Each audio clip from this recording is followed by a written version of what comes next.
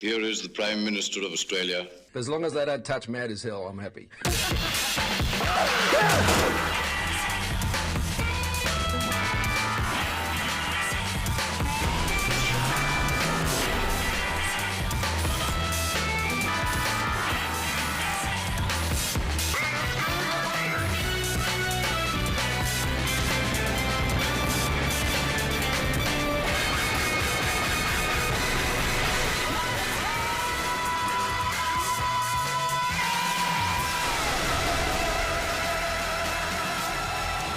Well, thank you. Hello, good evening and welcome. Well, some good news to report. Last week here in Australia, we were a prime example of a nation in crisis.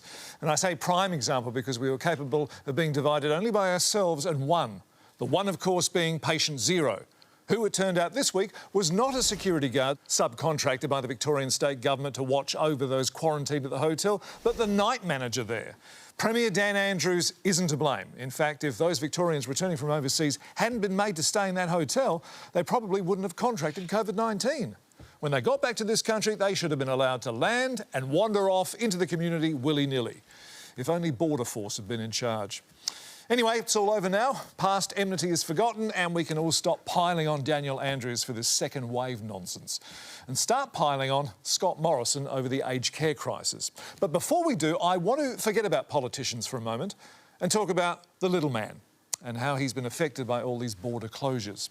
Yes, that's right. I'm talking about Clive Palmer.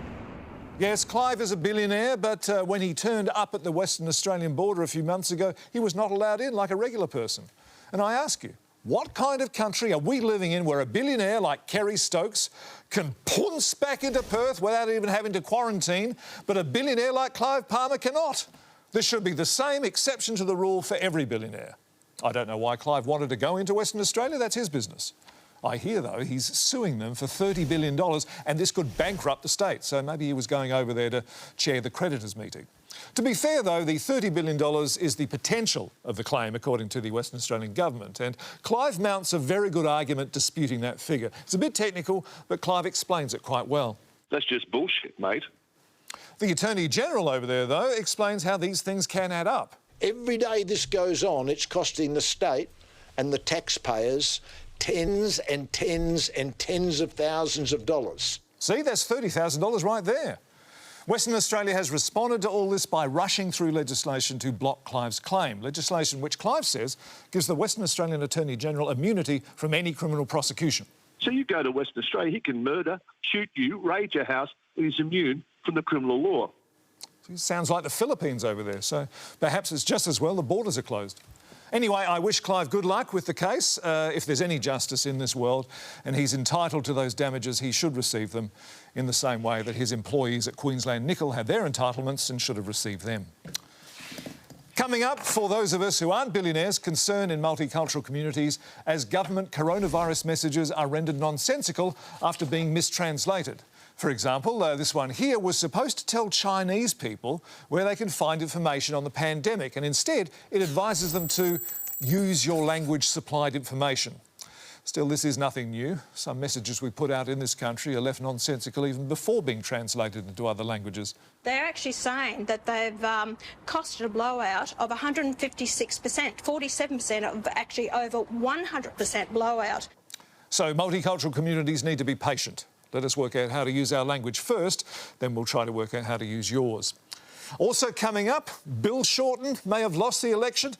We should check that, see if he did. Because, you know, if he didn't, then the Morrison government is illegitimate and should be thrown out now. What's that? He did lose, OK. But that doesn't mean that Bill can't still make a valuable contribution in the fight against the pandemic, which he's doing here by showing us how to turn a sock into a face mask. And this is a man whose mouth is not unfamiliar with his foot, so he knows what he's talking about. But not only does Bill give us an affordable mask option, he also gives us something we've been craving for a very long time. You cut like it's the Liberals doing it to the ABC. Thank you very much.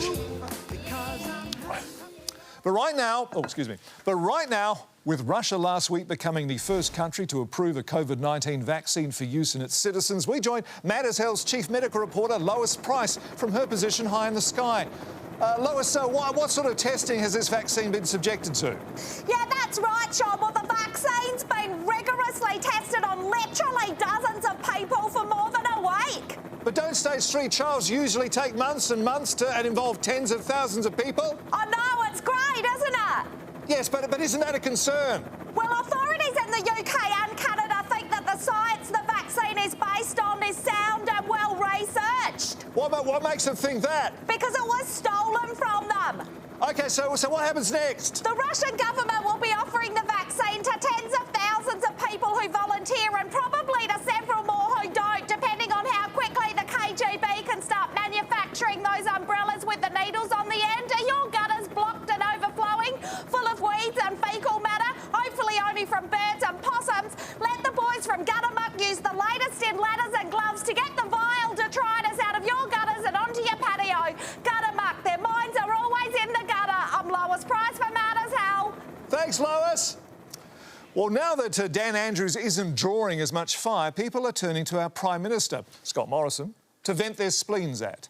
And those spleens are squarely aimed at his government's handling of aged care. And I must say, gloves off to the PM for taking to social media to say, I want to assure you that where there are shortcomings in these areas, they'll be acknowledged. And the lessons will be learned. And we'll seek to be as upfront, particularly with the families of those who are affected in these circumstances as much as possible. And by as much as possible, I'm prepared to take the PM at his word and assume he means as upfront as they have been on other issues like the hotel inquiry and the Ruby Princess debacle. The question remains, though, with the aged care system a federal government responsibility, why didn't the federal government have a COVID-19 plan for the sector? Scott Morrison's anger manager, Leo Hatred. Well, we did have a plan.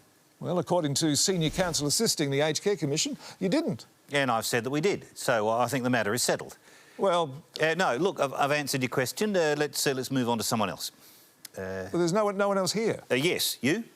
Well, these outbreaks weren't unforeseeable, were they? They'd happened overseas and even locally. Look, I'm not going to play the blame game here and accept who was or wasn't responsible, except to say that we acknowledge that shortcomings were made, and Scott acknowledges that, and so does everybody else involved.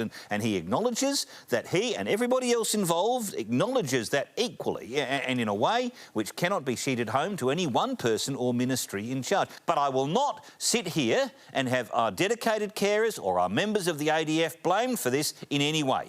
Well, to be fair, I don't think anybody is blaming them. Nor should they. They are poorly trained and underpaid.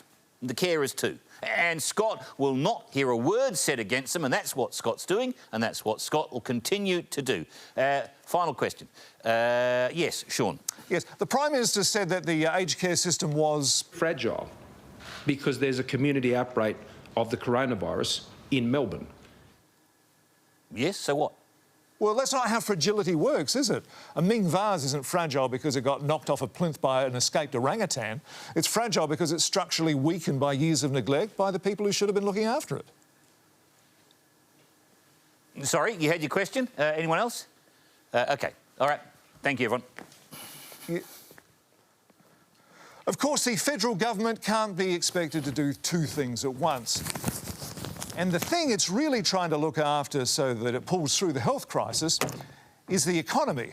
JobKeeper and, to a lesser extent, all its other programs cost money. Money we don't have at the moment, and the government wants us to spend what money they are giving us, and any of our own that we happen to have left, to help the economy.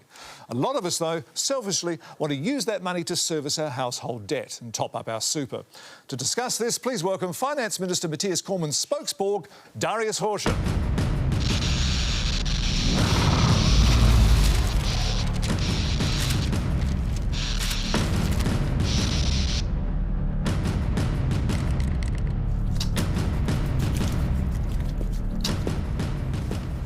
It's good to see you, Darius.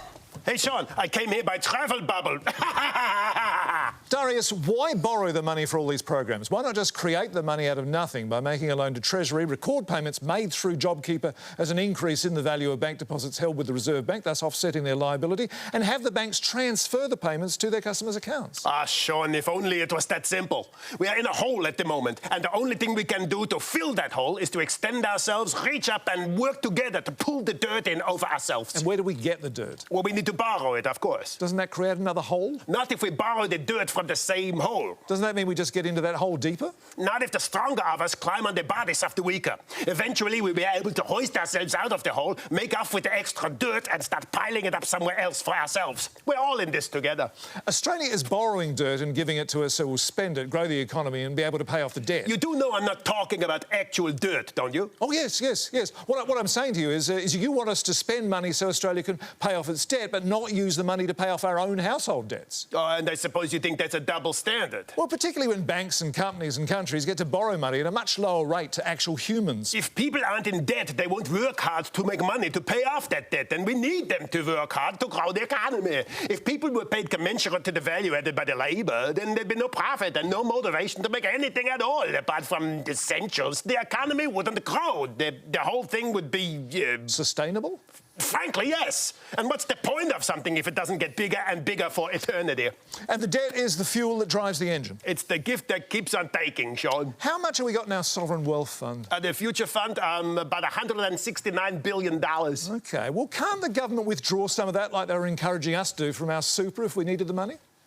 Technically, yes, I suppose they could. Alternatively, why doesn't Australia borrow some more money from their global investors, reinvest it via the future fund, and then distribute the dividends to us through a trust to fund our welfare system? What, so we'd have a welfare system that wasn't paid for out of our taxes? Yes, at real negative interest rates, the cost of servicing the loan is less than GDP growth, so it would mean welfare would cost us nothing. There'd be no need for reducing expenditure or taxing the rich. Which they wouldn't pay anyway because of their elaborate tax evasion scheme. It would render politics as we know it meaningless. Enough return and we could fund our health system the same way. Australia would be a veritable utopia. No need for quantitative easing or monetary policy or any more federal budgets. Well, let's not get ahead of ourselves. Well, Darius, thank you so much for coming in, and please accept, all the way from New Zealand, this complimentary frozen COVID-19 infected dinner. Self-thawing as it's already running a temperature. Yummy. But at the end of the day, JobKeeper is a pretty good idea that keeps on getting better and better. Originally, $130 billion that left out 2 million workers, then reduced by $60 billion when not enough people applied, then extended beyond September at reducing levels because people still needed it, and then increased by $15.6 billion because of bloody Victoria. And it's fair to say that it's really helped our economy, or at least some companies participating in it, which are using millions in JobKeeper payments to pay increased dividends to their shareholders. After the break, I asked Dramella Burt from the PMO if this was an unintended consequence or yet another example of the government's short-sighted incompetence. Well, you better ask me now. I'm not hanging around. All right, then. Which one was it? Well, it was all very much by design, Shaun. While the government will always struggle to get JobKeeper to those who need it, businesses can be relied upon to help us expand its reach to those who don't. It's a great story, Dramella, and it's allowed companies like Solomon Lew's Premier Investments, for example, to post record profits this quarter thanks to JobKeeper, despite an 18% decline in sales and their stores being shut for 2 months and standing down 9,000 employees. The system works, Shaun. Plus, more profits means companies can hire more workers. Then stand them down and get them on JobKeeper. Whatever it takes to get the unemployment rate below historic levels so the graphs don't look so alarming. Mind you, that's not the only technique Solomon's business used to excel. They also refused to pay rent at its stores globally during the pandemic shutdown. Well, it's easy to be cynical about corporate Australia or wherever they're registered, but when you hear stories like that... Well, that's the wisdom of Solomon, Shaun. 2 people come to him claiming he needs to pay them rent. He doesn't pay either of them and cuts his costs in half. Dramella Burt there from the government. This has been an ABC Zoot review. But right now, to take us to the break, a bit of Bronski beat. Everybody sing with me. OK. Cry, boy, cry. Cry, boy, cry. Thank you, Darius. You live in the morning with everything you own in a little black place. Mr. Holt went for a swim shortly after noon, but he failed to resurface. Keep the change, Governor. This isn't like losing a belly egg cup, Melinda. He's the blasted Prime Minister. There's bound to be questions. A Chinese midget? The submarine, Mr. President. Oh. We think he may still be alive. But, Tony, it's 45 years later. I want to raise the wreck, and then the world will know the truth! Gills. He was never voted out of office. He's still our Prime Minister. There's nothing in any of these law books that says a 112-year-old merman can't lead the Liberal Party. Harold Holt has travelled through an atomic bomb plume. Welcome back. One thing we do have to be thankful to the coronavirus for is that it's made us realise what's important. All the things we used to argue about have gone away to fester unattended, get worse and return later with an automatic weapon. Fortunately, we're still talking about these unimportant things endlessly, and with a heads up as to which ones they'll be, here's Ellen and Julia. Thanks, Shaun. Yes, thanks, Shaun. Our guests tonight to reveal what went on Vijay Day, Her Majesty the Queen, and to complain about our repeated use of footage of him we shot in Series 1, Waleed Ali. Also joining us in the studio to talk about the mothballed Religious Freedom Act semi-regular character, Larry Sidebottom. I mean, I'm all for equal pay, providing I'm getting the same rate as Janet Holmes' Accord. And what about the wage parity between men and women? Being uncomfortable about gays has been a tradition in my family for generations. My father, my grandfather, his grandfather before him, and so on, all the way back to when we arrived in this country as convicts and first taught the Aboriginals about God, have always believed that gay people are to be given less rights and freedoms than heteronormative people. Now, just a moment. Bloody hell, I can't even hear myself yell in here. Isn't me speaking my truth just as important as a woman speaking hers? How are we supposed to know who's going to win the gender wars unless we can have a national argument and tell who's the loudest? All that and less, Shaun. Thank you, Ellen and Julia. Well, good news for those who like to obnoxiously point out our politicians got to go to university for free, with Education Minister Dan Tehan announcing plans in a press release misdated the 13th of August 2019, so that's 2 marks off there, to deny HECS help to students who fail too many subjects. And that's certainly the basis for any good education system. Only reward those who do better than others, remove mechanisms to help people improve, discourage those who would benefit from learning more, and punish those who fail. None of this bleeding hard, everybody gets a prize/opportunity nonsense. In the real world, you don't get money for failing, unless you're an airline, one of the big 4 banks, Foxtel or News Corp. Taxpayer money should be wasted responsibly. I didn't go to one of those big fancy tertiary institutions filled with smart aleck professors when I was young. I went to Adelaide University, and I didn't do very well there at all. And it was free. I was immature, stupid, drunk, stoned and a virgin. And look at me now. Half an hour a week on Australian television, entertaining hundreds of people all over this country, and still at taxpayers' expense. Fair enough, Dan Tehan's neurologist, Avery capable? Well, Shaun, I think you'll find that all the Commonwealth-supported places at university remain. It's just that there won't necessarily be students occupying all of them. In fact, the more students we kick out, the more places we're able to support. The reason being to ensure that students don't end up leaving university without a qualification, but with a large debt. I thought debt wasn't such a bad thing anymore. What's the national debt these days? Reanimated skull of John Howard. $852 billion. That's very impressive. Yeah, on loan from the National Museum. Shaun, there's a very real difference between a very necessary intervention to prop up an economy that is failing because of the coronavirus and the indulgence of propping up a student who is failing because they're at the bottom of a bell curve. The fact of the matter is, we want to ensure that as many young Australians as possible, particularly the idiots, don't leave uni with a large debt hanging over their heads. Of course, another way to ensure that is to make education free. Oh, another way to prevent shark attacks is to superglue every Australian to Ayers Rock. That doesn't mean it's a good idea, no matter how many times the IPA suggests it.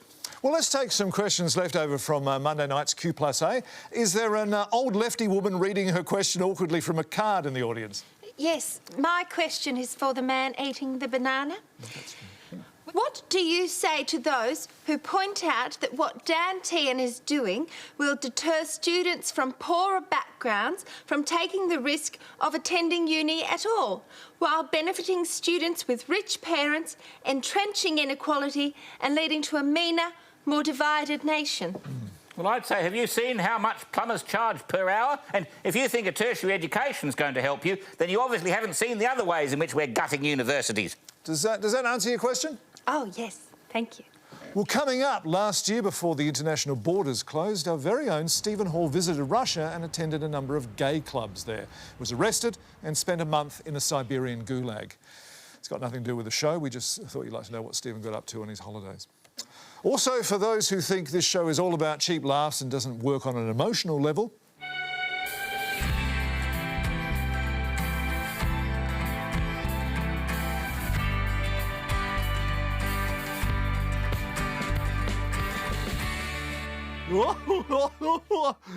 Welcome back. Well, while international borders might be closed and some of our interstate ones as well, depending on who you are, the National Farmers Federation is pushing for a new travel exception for backpackers prepared to pick fruit. Claudio Milk, you're a farmer. I am, Shaun, although I should explain I've just come from a costume party. Why not employ Australians to pick your fruit? Oh, it would be beneath me to even bother asking them. I don't want to denigrate my fellow countrymen or women, let's not be sexist about this. Sure. But frankly, they simply can't be asked getting off their arses and out there into my orchards. And I don't know why. Beautiful sunshine, fresh air, a discount on any fruit they eat while they're picking, or water that they drink. It's taken out of their wages, such that there are. It's hard to think of a healthier or more pleasant way to spend a 14-hour day. Now, I don't understand why they're not interested. Why don't you do it yourself? Oh, Shaun, you may as well ask Gina Reinhardt why she's not down her own mine, scrabbling at the dirt walls with her fingernails. But what I do know is that my plums or locusts or whatever it is that I'm growing on those vines that I can see out my window are rotting away, and someone's to blame. Your fellow Australians? Well, it's not for me to say, but they are lazy, shiftless, good-for-nothing shirkers who, if I had my way, would be hunted for sport by my family and I in a nearby state forest.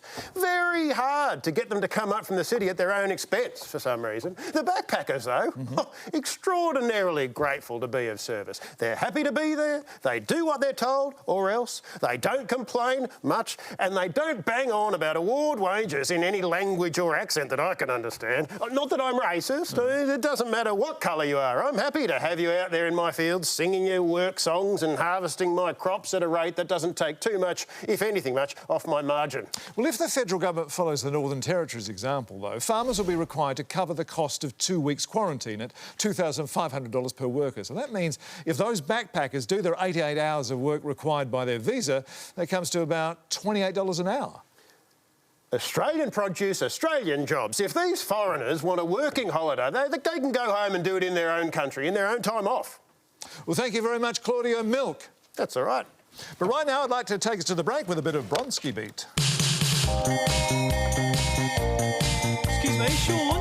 Yes, gentleman down the front there. Yeah, Shaun, that's me. I'm an apprentice tradesperson, and can I just say this pandemic has been terrible for people like me. Oh, why, because work's dried up? Because it's impossible to take a sickie anymore. In the old days, you'd call up the boss of a Monday morning and pretend your hangover was the start of something serious, or, depending on how much you put away the night before, a bout of gastro. But now, if you call in sick, the boss will force you to have a swab and stay home instead of going down the beach or whatever.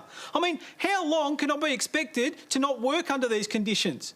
If you think you know the answer, send your entries to etc., and you could win a 4-pack of Shalila Midori. Make teenagers think you're cool by getting intoxicated with Triple J's favourite news presenter. That's nice. Most fish are stupid, but these ones look like real idiots. I'll bet the schools they swim in offer only remedial classes, and if they had arms instead of fins, they'd probably be playing the banjo. I mean, this one's trying to eat a rock, for Christ's sake. That's Shaun Micallef's Hillbilly Fish of the Mariana Trench. Coming soon. Welcome back. Well, of course, when all this unpleasantness we're living with is over and we come out of our homes blinking into the bright sunlight, we'll have to deal with the source of that sunlight and the increasing number of droughts it causes thanks to the increasing heat of its hotness. Bumfrey Moo. Water everywhere and not a drop to drink. A statement that today is only half right. Australia is the driest continent on Earth. But in the last few years, thanks to naturally occurring record droughts and mismanagement of our waterways, we have become even more driest. But what can we do? As the government's always banging on about market solutions, we spoke to a leading expert in the world of business about what could be done. As individuals, nothing. As a market, everything. And the beautiful part is, we don't even have to think about it. Water is scarce, supply is low, prices go up. More profit, more investment, more government subsidies, more exploration, more finding of water somewhere, or the development of alternative liquids for human consumption. Some we already have, like urine, wine, scotch, seawater, a lot more of that thanks to so-called global warming, and of course, human blood. Thirst is a great motivator, as the miracle of Cana proved. What we have to understand is that there's a higher authority that's beyond our comprehension, right up there in the sky. And unless we understand that it's got to be respected, then we're just fools. We're going to get nailed. What little water we have, unfortunately, is already spoken for. Our groundwater is rightly licensed by soft drink companies. Many of our rivers have been diverted to make much-needed walnuts, and a lot of it is wasted to put out bushfires. Some people believe this was a missed opportunity. I'll say. The burning of 6 million hectares of land and all those carbon emissions could have been harnessed to create much-needed energy to run our households at affordable prices.